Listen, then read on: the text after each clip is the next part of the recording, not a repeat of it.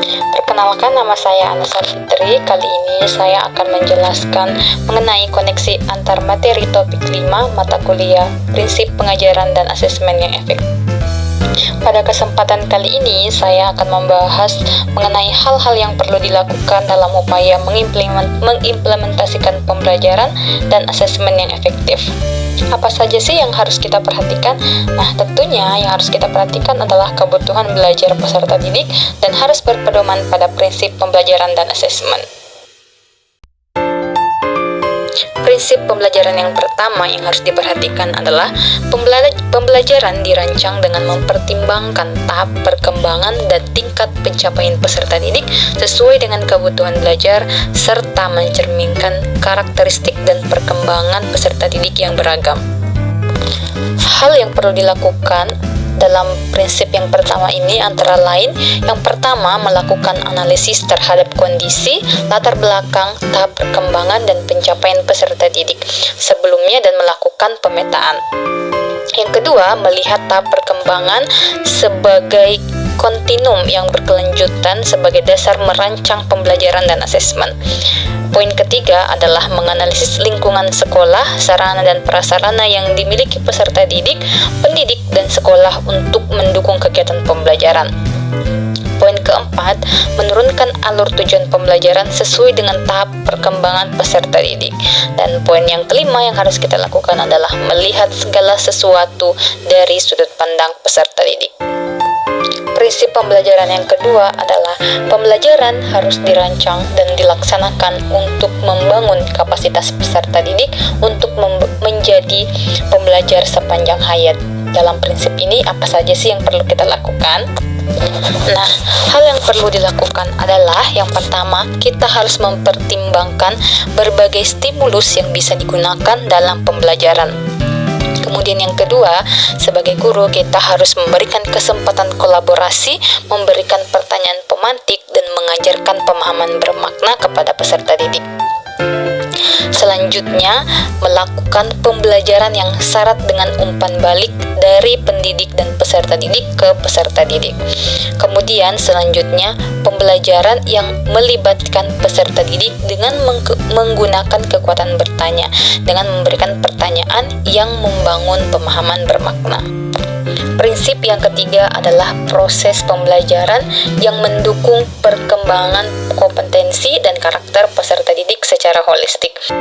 Hal yang perlu dilakukan pada prinsip yang ketiga ini adalah yang pertama, menggunakan berbagai metode pembelajaran mutakhir yang mendukung terjadinya perkembangan kompetensi.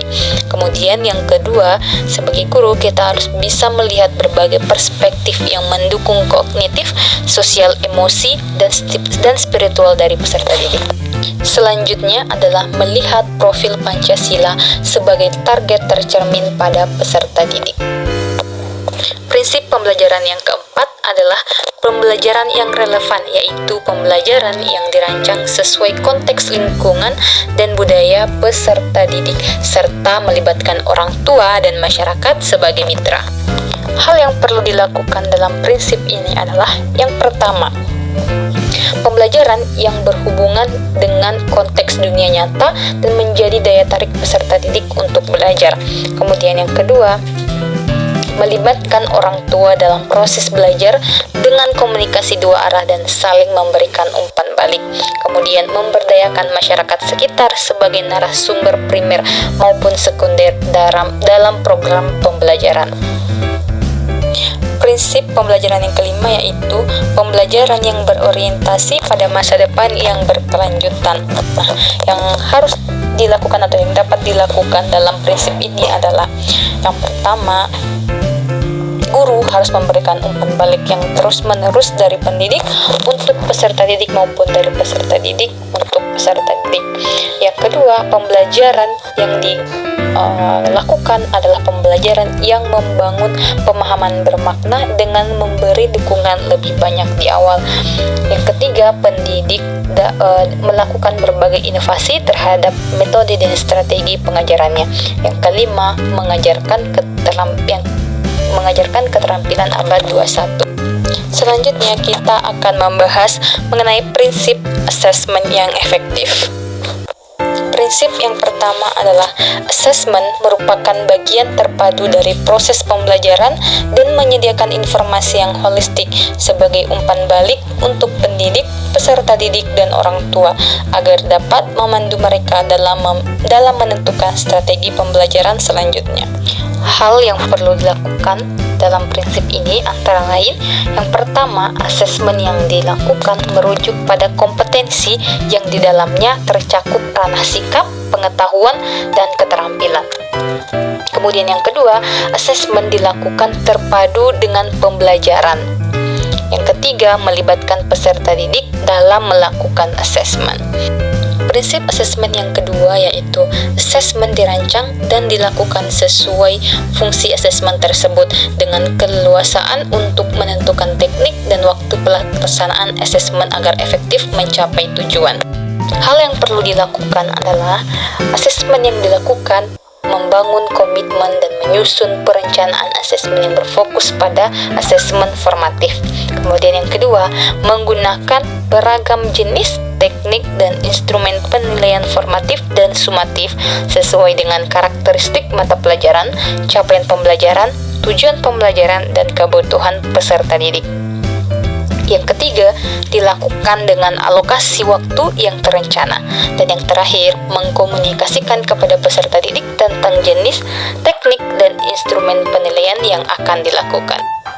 Prinsip asesmen yang ketiga adalah asesmen dirancang secara adil, proporsional, valid, dan dapat dipercaya untuk menjelaskan kemajuan belajar dan menentukan keputusan tentang langkah selanjutnya. Hal-hal yang perlu dilakukan pada prinsip ini, yang pertama adalah asesmen dilakukan dengan memenuhi prinsip keadilan tanpa dipengaruhi oleh latar belakang peserta didik. Yang kedua, menerapkan moderasi asesmen, yaitu berkoordinasi antara pendidik untuk menyamakan persepsi kriteria. Nah, yang ketiga, menggunakan instrumen asesmen yang mampu mengukur pencapaian kompetensi dengan tepat. Prinsip asesmen yang keempat yaitu laporan kemajuan belajar dan pencapaian peserta didik bersifat sederhana dan informatif, memberikan informasi yang bermanfaat tentang karakter dan kompetensi yang dicapai serta strategi tindak lanjutnya. Hal-hal yang perlu dilakukan antara lain: pertama, jelas dan mudah dipahami oleh semua pihak. Kedua, ketercapaian kompetensi dituangkan dalam bentuk angka dan deskripsi. Kemudian, laporan kemajuan belajar hendaknya didasarkan pada bukti dan pencatatan perkembangan kemajuan belajar peserta didik.